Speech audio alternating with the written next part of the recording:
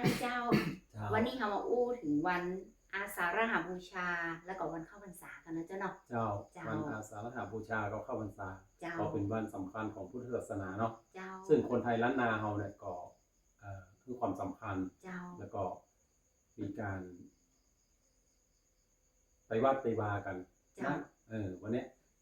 คนจะไปนักเจ้าถวายวันเทียนอาสาฬหบูชานี่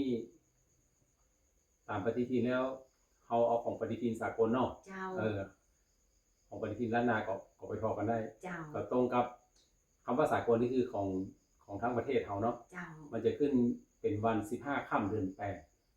815 ค่ำก็15 ค่ำคือพระจันทร์เต็มดวงเนาะเจ้าเป็นวันสีใหญ่ง่าย15 ค่ำแต่ครึ่งปีนี้จะตรงกับวันที่29เจ้าเดือนกรกฎาคม2569ถัดไป1วันมันก็จะเป็นแรม1 ค่ำเดือน9เนาะเจ้าเดือน9ต่อไปก็เอาเดือน8สมมติแต่ก็เป็นแรม1 ค่ำของเดือน8นั่นแหละเพราะว่า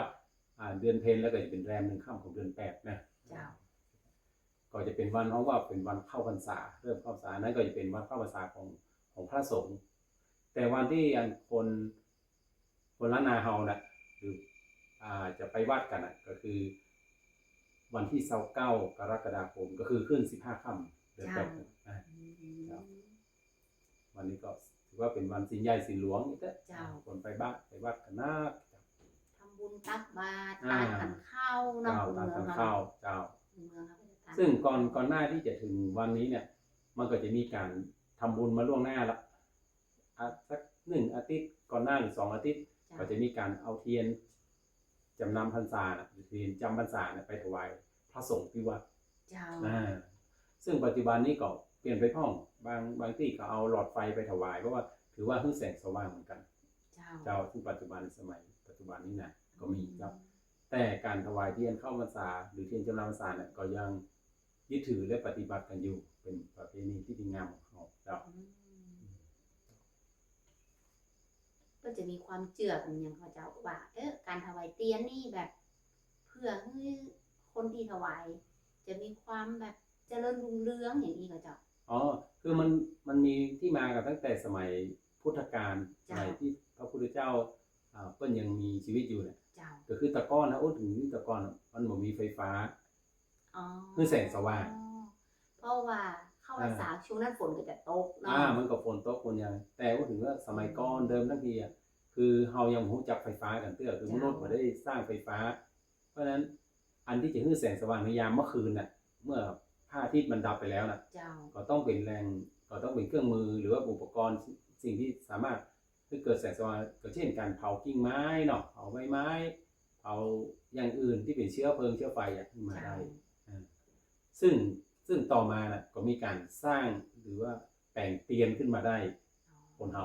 ก็เลยใจเตียนเนี่ยเพราะว่าเตียนเนี่ยมันมีจุดเด่นมีข้อดีของมันเนาะจุดกำไปไหนก็ได้ตั้งไว้ที่ไหนก็ได้แล้วก็แสงสว่างที่ทนนานได้พอสมควรตามเวลาต้องการถ้าเล่มมันยาวหน่อยมันก็จุดได้เหมือนหน่อยเล่มใหญ่หน่อยก็สว่างขึ้นนักหน่อยเพราะว่ามันจะมีเชื้อไฟเพราะว่ามันมีขี้สายเนาะมีไส้ของมันนะเจ้าเข้าใจแต่สมัยก่อนนี่มันบ่มีแต่ถึงปัจจุบันแม้ว่าวัดส่วนใหญ่จะมีไฟฟ้าใช้มีจะแล้วนะหรือวัดในป่าในดอยอาจจะมีโซล่าเซลล์มีอย่างแต่บางวัดแต่ก็ยังบ่มีเตื้อก็มี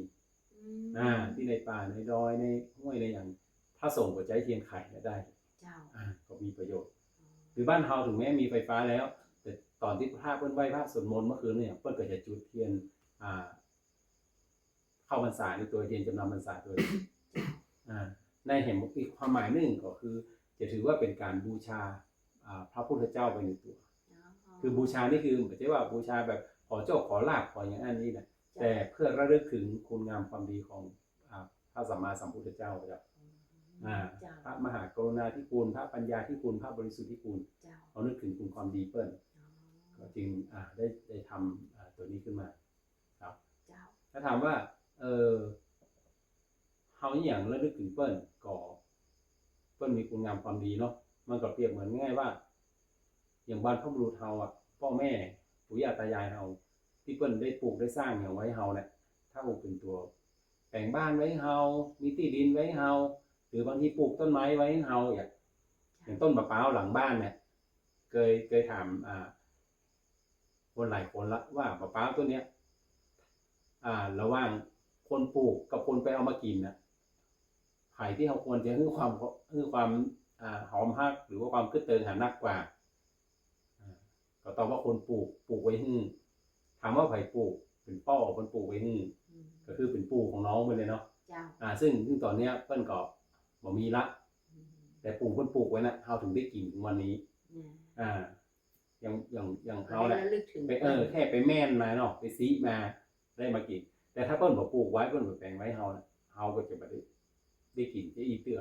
ถึงเฮามาปลูกมะรูนเฮาปลูกทีหลังก็จะบ่ได้กินเตื้ออย่างความจริงแต่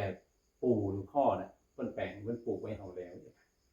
ก็ระลึกถึงคุณงามความดีของเปิ้นก็คล้ายๆกันเช่นเดียวกันเหมือนองค์พระสัมมาสัมพุทธเจ้าเนาะและรวมถึงพระสงฆ์ตัวที่เป็นสืบทอดศาสนามาและกิจกรรมของวันอาสาฬหบูชานี่ดีเข้าไปกันเนาะก็จะมีตั้งแต่เช้ากลางวันเย็นเลยนะเจ้าก็ตามพูดเขาก็มีกิจกรรมต่างๆเนาะที่ของละแมลงก็มีการเวียนเทียนโดยไหว้พระสวดมนต์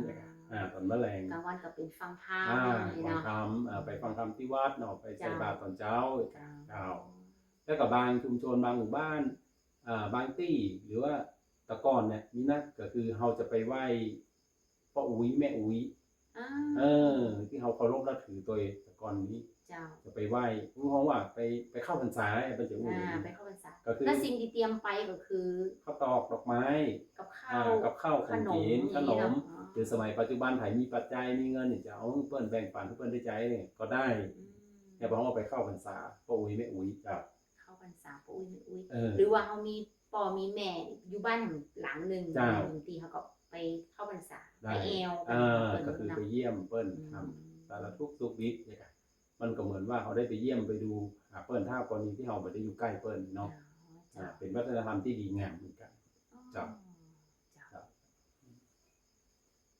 อาจจะมีอย่างที่จะเพิ่มเติมเกี่ยวกับวันพิเศษนี่ก็มีสักน้อยหนึ่งเนาะเพราะว่าวันอาสาฬหบูชาเนี่ยหรือว่าวันเข้าพรรษาเนี่ยมันสำคัญเกี่ยวเนื่องกันเนาะสำคัญเกี่ยวเนื่องอย่างไรก็คือถ้าผมมีอาสาฬหบูชาวันถัดไปมันก็จะบ่มีวันเข้าพรรษาคือตั้งแต่อดีตมาแล้วเนี่ยพระพุทธเจ้าเนี่ยหรือว่าสาวกองค์ก่อนนั่นนู่นก่อนเพิ่นจะกำหนดไว้เป็นเฮาภาษาหมายว่าเป็นที่แน่นอนเลยว่าจะต้องเป็นวันอาสาฬหบูชาต่อไปกับเข้าพรรษาพระสงฆ์ต้องเข้าพรรษาหลังจากวันอาสาฬหบูชาตลอดเลยเมื่อมาถึงแล้วนะคือเป็นอย่างนี้เลยตลอดมาตั้งแต่ 2,500 ปีแล้วมันจะต้องจับก็ว่าจะเป็นช่วงฤดูฝนพอดีก็มันก็ช่วงฤดูฝนพอดีเลยเป็นพอดีเลยของผู้ปีเลยจะเป็นช่วงฤดูฝนเลยครับแล้วก็อีกอย่างหนึ่งก็คือวันอาสาฬหบูชาเนี่ยถามว่ามีความสำคัญอย่างไรเดี๋ยวเราคงจะได้อู้กันต่อไปกันเนาะเอาไว้คำหน้ามันจะยาวลงไปเจ้าว่าสำคัญจะได้เนาะวันนี้เจ้าเฮาก็จะต้องลากันไปก่อนนะเจ้าเนาะเจ้าอันก็ลากันไปก่อนสวัสดีเจ้า